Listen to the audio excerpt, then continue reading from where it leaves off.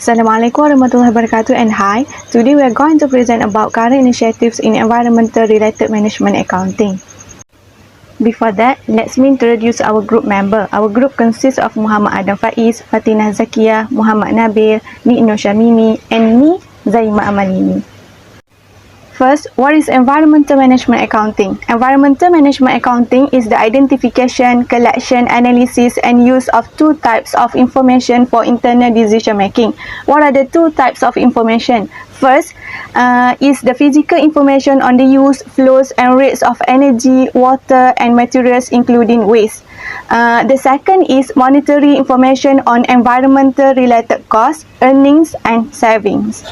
Then, what about environmental management system? An environmental management system is a framework that helps an organization achieve its environmental goal through consistent review, evaluation, and improvement of its environmental performance. The assumption is that this consistent review and evaluation will identify opportunities of improving and implementing the environmental performance of the organization. Then, I will pass the presentation to the next presenter. Assalamualaikum, my name is Muhammad Adam Faiz. I will continue with the main focus for today's presentation, which is our current initiatives in environmental related management accounting. So based on our research, there are several initiatives in ERMA, but for this presentation, we decided to focus on 4 initiatives, which are first, eco-efficiency, second, environmental life cycle costing, third, environmental supply chain, and lastly, ISO 14001 environmental management system. I will explain on the first current initiative, which is eco-efficiency.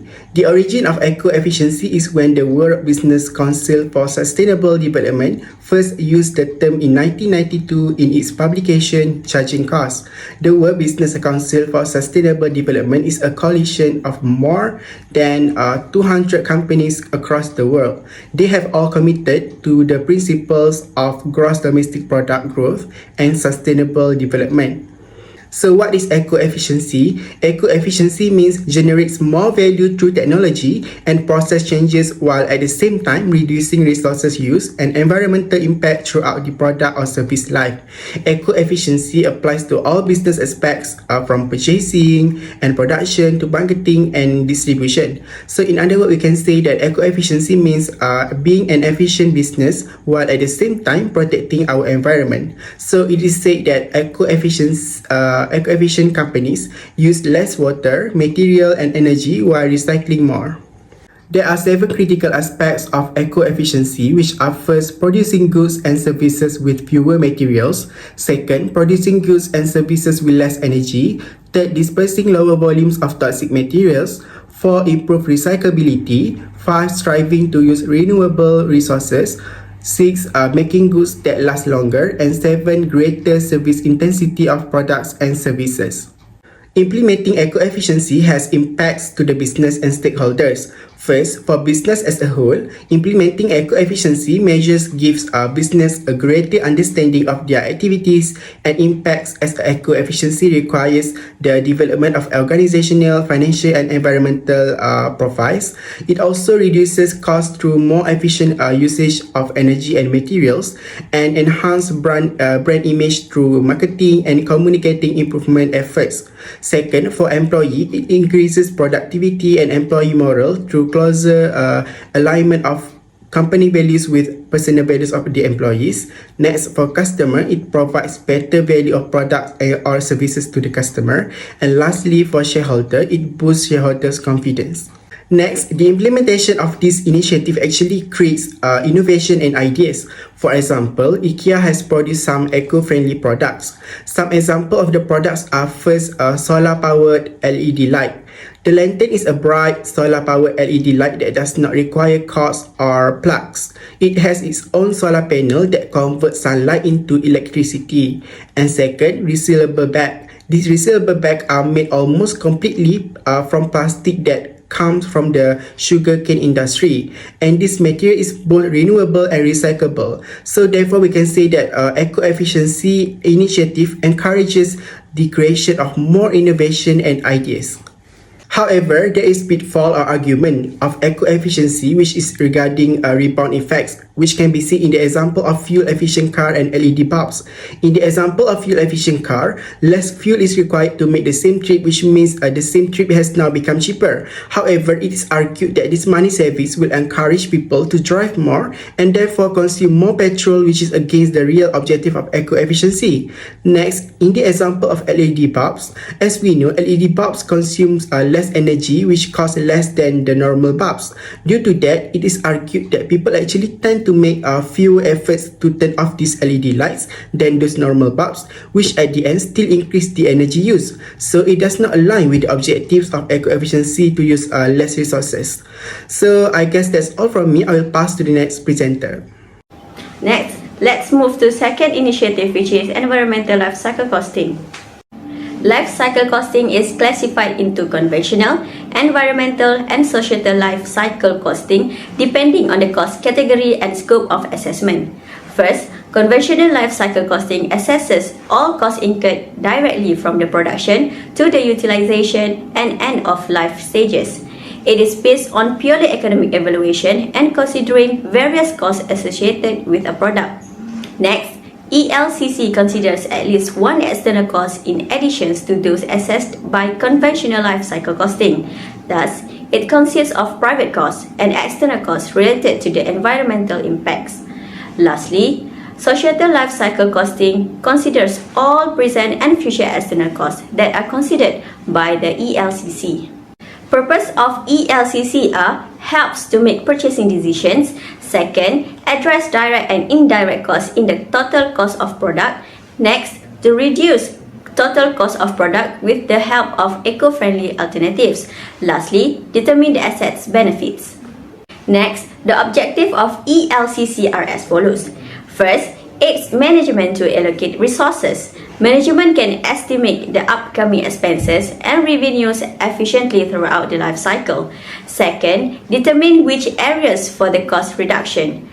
A company can see which cost reduction efforts are likely to be more effective because the best alternative will cost the company less in the long term.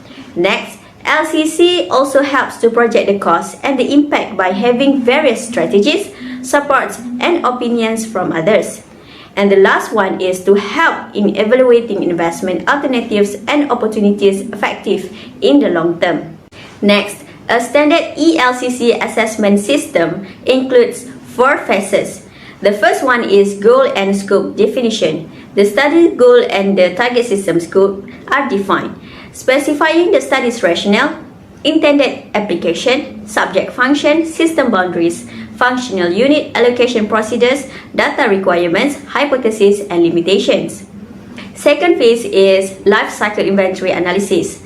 Data collection and allocation should be carried out concretely within the system boundaries specified in the definition phase, and the future values should be converted into present values using the present worth method, thereby applying an appropriate discount rate for the conversion. Next, life cycle interpretation. The ELCC evaluation results derived from the LCI analysis phase are evaluated, and the final results are derived by determining the principal factors of ELCC and subjecting the ELCC evaluation results to consistency, completeness, and sensitivity analysis. The last phase is reporting and review. Expert review is performed to determine the validity of the ELCC evaluation results by examining the goal and scope, functional units, system boundaries, allocation procedures and method, discount rate application method, and conclusion. Next, there are several benefits of ELCC. First, avoidable unfavorable responses and actions on the part of governmental institutions in the form of penalties, fines, concession restrictions, temporary or permanent withholding of sales on a given market. Next, better understanding of the essence and significance of the environmentally friendly activity by employees. Next, integration of external and internal reporting in environmental and social areas which are used in the operational and strategic management process. Lastly, positive impact on the effectiveness of the social and environmental decisions made by the enterprise. Next, I will pass to the next presenter. Now I will explain the next initiative, Environmental Supply Chain Management, ESCM. Environmental supply chain management is a key part of a sustainable business strategy that covers management of all significant environmental impacts from the company's supply chain throughout the life cycle of product or services. So some of the environmental impact includes water pollution, air pollution, deforestation, toxic waste, and long-term damage to ecosystem. There are three objectives of ESCM, which are: number one, help organization to develop more sustainable strategy. Number two, eliminate or minimize the waste to preserve the nature. And number three, assist to become more environmental friendly company. Next is development of ESCM. It involves engagement with the supplier. Without the cooperation from the supplier, these environmental goals cannot be achieved. Next is apply environmental legal compliance in the organization by assuming it is an obligation. Lastly is by continuous improvement through in-depth research and development. ESCM can be implemented through eco-labeling suppliers and selection of product materials.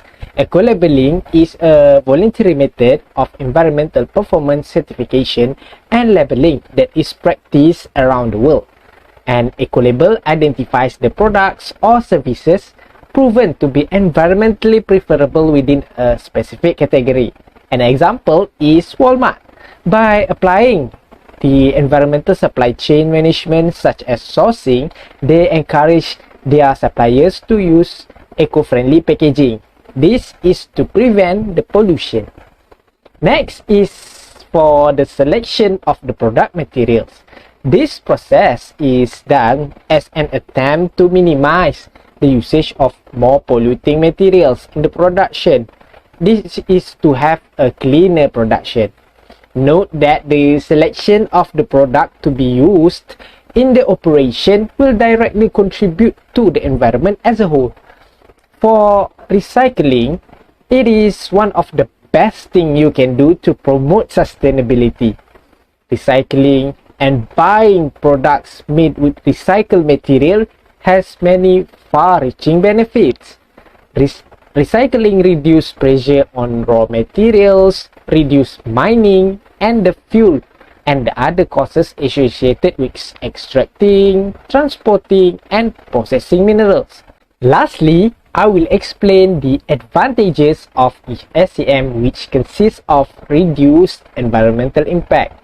By reducing waste and increasing the efficiency of the operation, it will lead to big savings. After that, creates potential to new partnership. A business with cleaner production tends to attract more potential partners to invest in the company. Besides that, protecting against reputational damage. By making the right strategy for sustainability, it enhances the brand reputation. It is important to protect the reputation to enhance the business growth. Last but not least, innovating products and services. Through research and development, company can create innovations toward their product to sustain long-term plans while not jeopardize the environmental. That's all from me. I will pass to the next presenter. Thank you. Hi, I am Fatina. Now we'll proceed to the fourth initiative, which is by implementing ISO 14001 Environmental Management System. The definition of ISO 14001. ISO 14001 is an international standard that outlines Environmental Management System Standards, EMS.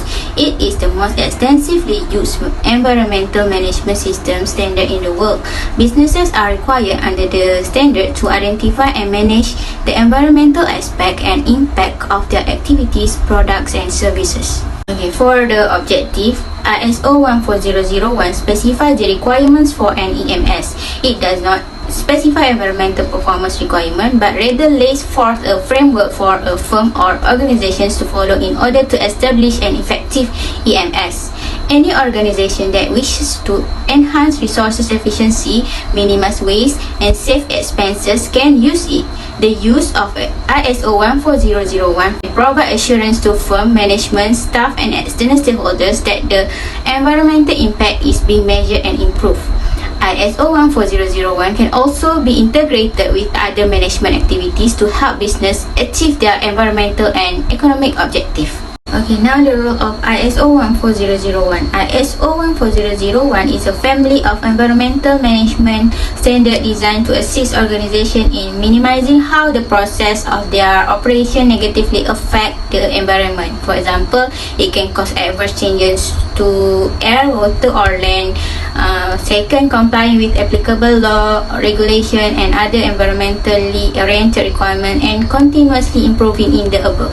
Okay, for the requirement of ISO 14001, we can see it further by describing these two things, which is aspect and impact. ISO 14001 define aspect as element of organization's activity, product or service that can interact with environment, while ISO 14001 define impact as any changes to the environment, whether adverse or beneficial, wholly or partially, resulting from organization's environment aspect.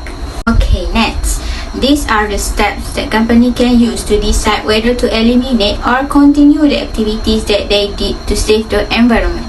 First, they need to list all the activities, service, product that the company usually done. Second, list all the aspects that have affect the environment. Third, list the impact from the activities such as land pollution, water pollution, air pollution, and fourth, decide the scoring system on the impact by using risk priority number. This can help the company to prioritize the activities that have higher risk to be the cause of pollution. If you are not clear with my explanation on the previous slide, let me give you the illustration for your further understanding. Okay, first step, example of activity that I choose. Photocopying the document for office purposes. Next, the aspect is when we photocopy, we use a lot of paper and also electricity to run the photostat machine. This action will impact to the land pollution and also solid waste pollution. This is because we need to cut down a lot of trees to produce the paper. This will cause landslide and harmful for the environment. From this, we can provide score by using the severity, occurrence and detection for the company to prioritize the needs to eliminate those activities that harm for the environment. In this illustration, I provide severity with 5, occurrence with 3 and detection with 1. To know what are the company need to prioritize to fix is we need to use RPN, which is risk priority number. The higher the score, the more company need to find ways to solve the problem. Okay, now we move to the how ISO 14001 can maximize the profit. It can help reduce cost. This is because by implementing ISO 14001, you will be able to observe where the organization may save money by following the steps that I mentioned earlier. For example, if you own a manufacturing company, you must consider a variety of factors such as power, water, chemical, fuels, and so on. By adopting this, you can determine that power is the most expensive monthly expenses. Then you can figure out how to solve the problems in order to lower your electricity consumption. Hence, this will boost the company profits. Second, it can help you to increase the market shares. According to one survey, ISO 14001 certification improves corporate competitiveness. According to the report, 66% of organizations who apply ISO 14001 standards claims to have gained more clients. In addition, ISO 14001 certification can also provide them with access to the new market. Okay, the third one is improve your reputation and credibility. The ISO 14001 accreditation is important to more than just customer.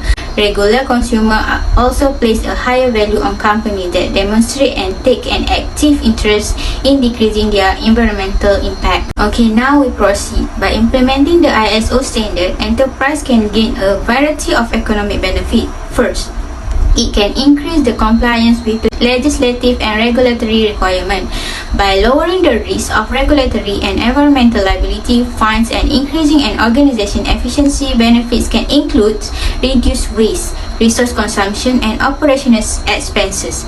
Second, in the recent decade, consumers have pushed enterprise to implement better internal control, making the incorporation of ISO 14001 a wise approach for the long-term viability of businesses. This can give them a competitive advantage over companies that do not follow the norms. This, in turn, it can lead to improve the brand's reputation as an environmentally conscious corporation. This will be putting it in a better position to compete in the global economy. That's all from me. I will pass to the next presenter. So let's have a look at some of the companies who are implementing these current initiatives. For the first initiative is eco-efficiency. IKEA has releasing People and Planet Positive Roadmap, a document outlining its 2020 sustainability strategy. They are strive towards first, sourcing 100% of its wood, paper and cardboard from recycle. Second, using cotton sourced from more sustainable sources such as Better Cotton, which they had launched a national mattress recycling program to reduce landfill waste. Third is they also committed towards producing as much renewable energy as consumed to drive energy efficiency. For the second initiative is environmental life cycle costing. Walt Disney Company use zero net direct greenhouse gas emission policies in all of its facilities. It's also trying to reduce electrical and water consumption, which will reduce indirect greenhouse gas emissions. Technology helps Disney save water and lower its manufacturing and distribution footprints as well. Overall, Disney is a leader in environmental responsibility for policies such as zero waste, which company made a commitment in 2009 to reduce overall waste role of their operation with aims to becoming zero waste in the future. For the third initiative is environmental supply chain. Walmart have applying environmental supply chain management such as sourcing, logistics and packaging, and have focused on reducing costs, improving product quality and creating a more resilient supply chain. They focus on suppliers that having the highest impact on the environment. Therefore, they encourage their suppliers to use eco-friendly packaging. They also had managed to get the certified eco-labeling by confirming the requirements criteria. And the last initiative is ISO 14001. Fujitsu has obtained certification of its environment management system under ISO 14001, which is an international standard of environment management. The company working on reducing the burden on the environment in terms of carbon dioxide emission. Fujitsu intends to expand its environmental friendly management framework that is based on its environment management system. Fujitsu Environmental Protection Program develops activity aimed at ensuring all products are environmentally friendly, purchasing materials that take the environment into consideration, recycling obsolete products, and reducing the amount of resources and energy used and also waste. Then we move on to the benefits of current initiatives. The benefit by implementing current initiatives are first, preventing pollution by recycling and reusing material contribute to proper waste management without creating pollution. Second, improving resource efficiency and reducing unnecessary expenditure. By having policies and procedures in place that help to manage waste and resources more effectively, this can reduce the associated raw material and operating costs. Third is improving business reputation. The increase in awareness and control of the environmental impacts can improve public relations of the company. However, there are a few challenges to implement this current initiative. First, high cost. The cost involved is high in order to implement and operate the initiatives. After that, it requires much time and resources, even though it can help the company to become more profitable by reducing energy consumption, waste and more. However, it is an investment which requires the company to commit their time and resources. Lastly, as for the conclusion of our discussion, our natural environment makes human life possible and our cultural environment helps define who we are. It is therefore essential that our population and economic growth are environmentally sustainable. The most positive outlook for our environment is one in which we get the balance right between continuing to support and implement effective policies, programs and resources, and also further developing, testing and implementing innovative approach and initiatives that currently being developed. That's all from us. Thank you.